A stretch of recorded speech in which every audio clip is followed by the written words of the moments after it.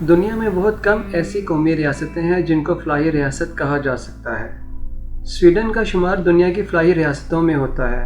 فلاحی ریاست سے مراد ایسی ریاست ہے جو اپنے شہریوں کی بنیادی ضروریات کو پورا کرنے میں ان کی مدد کرتی ہے، چاہے وہ مفت تعلیم کی صورت میں ہو یا مفت علاج کی۔ سویڈن اپنے خوبصورت قدرتی مناظر، جنگلات، جھیلوں اور جزیروں کی وجہ سے مشہور ہے۔ سویڈن میں کم و بیش 1 لاکھ سے زیادہ جھیلیں اور 26,000 سے زائد جزیرے موجود ہیں۔ آج کی اس ویڈیو میں ہم سویڈن کے متعلق دلچسپ اور منفرد حقائق جانیں گے۔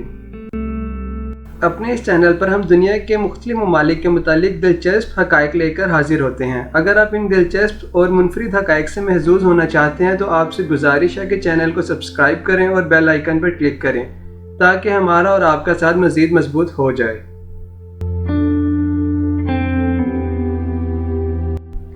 سویڈن شمالی یورپ کے حصہ جسے اسکینڈینیویا کہتے ہیں پر واقع ہے۔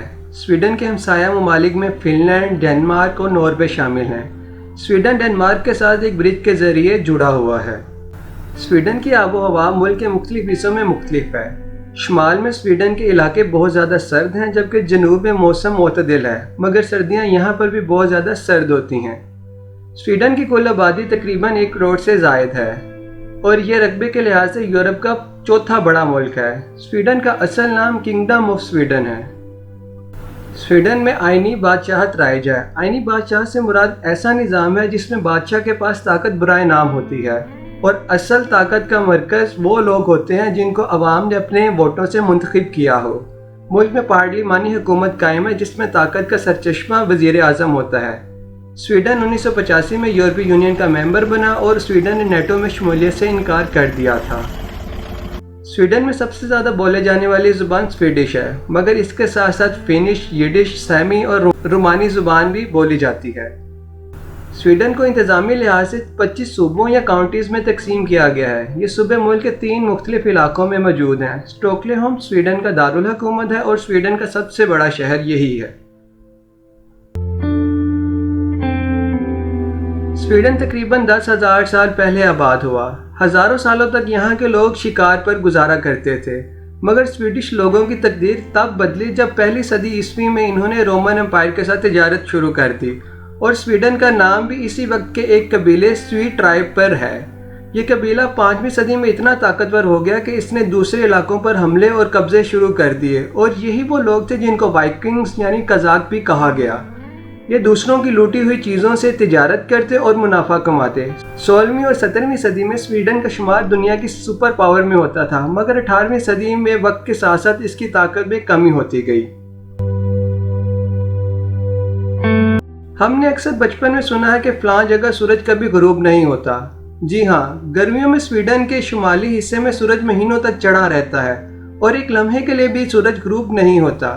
اس کی سب سے بڑی وجہ سویڈن کا ایک خاص محلے وقوع پر واقع ہونا ہے۔ خاص لیٹیچیوڈ پر ہونے کی وجہ سے سورج کی روشنی مسلسل شمالی علاقوں پر پڑتی رہتی ہے اور اس وجہ سے سورج وہاں پہ غروب نہیں ہوتا۔ سورج غروب نہ ہونے کی خاصیت کی وجہ سے ہی سویڈن کو لینڈ آف مڈ نائٹ سن بھی کہا جاتا ہے۔ سردیوں میں یہاں پر دن تقریباً 6 گھنٹے کا ہو جاتا ہے اور راتیں کافی لمبی ہوتی جاتی ہیں۔ سویڈش لوگ امن پسند ہیں اور جنگ اور لڑائی سے حد درجہ پرہیز کرتے ہیں۔ اس بات کا اندازہ اس چیز سے لگایا جا سکتا ہے کہ سویڈن نے پچھلے 200 سالوں میں کوئی جنگ نہیں لڑی، حتیٰ کہ سویڈن نے جنگ عظیم اول اور جنگ عظیم دو میں بھی نیوٹرل کردار ادا کیا۔ اس نے کسی ملک کا ساتھ نہ دیا اور جب امریکہ کی جانب سے اس کو نیٹو میں شمولیت کی دعوت دی گئی تو اس نے اس پر بھی انکار کر دیا۔ پاکستان کے بہت سے مسائل کی وجہ ٹیکسوں کی عدم ادائیگی ہے۔ لوگ اپنے حصے کا ٹیکس ادا نہیں کرتے اور اس کی وجہ یہ بتاتے ہیں کہ حکومت ان کا پیسہ ہڑپ کر جاتی ہے، مگر سویڈن کے ترقی یافتہ ہونے کی سب سے بڑی وجہ ان کا ٹیکس ادا کرنا ہے۔ سویڈش لوگ اپنی آمدن کا نصف حصے تک حکومت کو ٹیکس کی صورت میں ادا کرتے ہیں۔ فیکٹ ریٹریور کے مطابق ملک کی GDP کا تقریباً 51% حصہ ٹیکس کی مد میں جمع ہوتا ہے۔ ٹیکس سے جمع ہونے والی آمدن کو حکومت عوام کی فلاح کے لیے خرچ کرتی ہے اور ان کو بنیادی ضروریات کی فراہمی میں مدد دیتی ہے۔ دنیا میں موجود قدرتی ذخائر بہت تیز رفتاری سے کم ہو رہے ہیں۔ انسان نے جہاں ان ذخائر کو استعمال کر کے ترقی کی ہے، وہیں اپنے ماحول کو اس قدر خراب کر دیا کہ اس کی اپنی بقا خطرے میں ہے۔ سویڈن دنیا کے ان ممالک میں شامل ہے جو استعمال شدہ چیزوں کو ریسائیکل کر کے اپنی انرجی کی ضروریات کو پورا کر رہے ہیں۔ سویڈن دوسرے ممالک سے کوڑا کچرا منگواتا ہے، اس کو ریسائیکل کرتا ہے اور اپنی انرجی کی ضروریات کو پورا کرتا ہے۔ اس سے نہ صرف وہ انرجی پیدا کر رہے ہیں بلکہ ماحولیاتی آلودگی بھی کم ہو رہی ہے۔ ترقی پذیر ممالک میں دفتر سے چھٹی کرنا اپنے آپ کو نوکری سے نکلوانے کے مترادف ہے، حتیٰ کہ اگر آپ کے ہاں بچے کی پیدائش ہوتی ہے تب بھی چھٹیاں کرنا خطرے سے خالی نہیں ہوتا۔ مگر سویڈن میں والدہ کے لیے اولاد کی پیدائش پر 480 دن کی پیڈ لیو رکھی گئی ہے اور اس کے ساتھ ساتھ والد کے لیے 60 دن کی پیڈ چھٹیاں مختص ہیں۔ ان کا مقصد نئے آنے والے مہمان کی اچھی طرح سے حفاظت اور اچھی پرورش کرنا ہے۔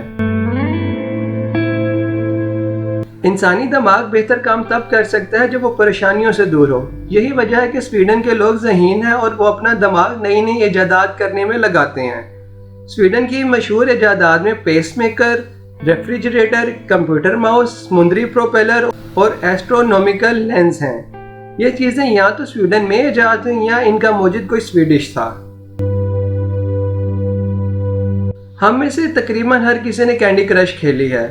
اس گیم کو بنانے والی کنگ کمپنی سویڈش تھی۔ کینڈی کرش تقریباً 50 کروڑ سے زائد بار ڈاؤن لوڈ کی جا سکی ہے۔ اس کا مطلب یہ ہے کہ پاکستان، بنگلہ دیش اور نیپال کے تقریباً ہر فرد نے یہ گیم ڈاؤن لوڈ کی ہے اور کھیلی ہے۔ دنیا کا سب سے پہلا برف کا ہوٹل سویڈن میں بنایا گیا تھا۔ 1980 میں ینگی بریکویسٹ نامی ایک شخص نے اس کو تیار کیا تھا۔ اس ہوٹل میں تقریباً 60 سے زائد کمرے تھے اور اس کو بنانے میں تقریباً 4000 ٹن کے قریب برف استعمال ہوئی تھی، اور یہاں پر جانے کے لیے خاص قسم کا لباس دیا جاتا ہے جو کہ بہت کم درجہ حرارت کو بھی برداشت کر سکتا ہے۔